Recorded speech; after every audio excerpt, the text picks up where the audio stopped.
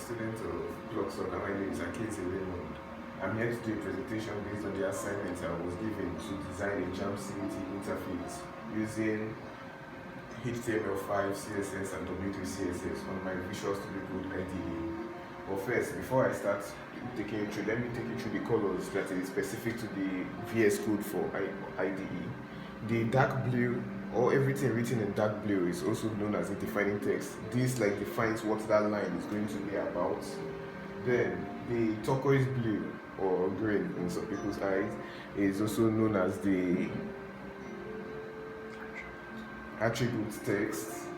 Then the orange is also known as the values, as the value text, and then the white, which is, for example, this Jamb CBT here, is known as the contents.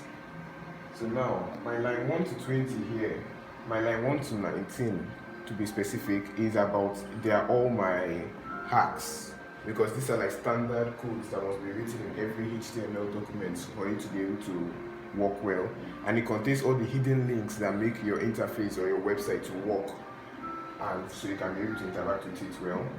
Then, for my line 20 to line 24 is the header part of the interface.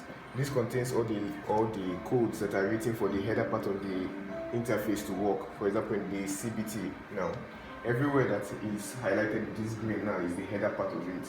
And that line 20 to 24, which I showed you, contains all the codes that make this to be visible to the users.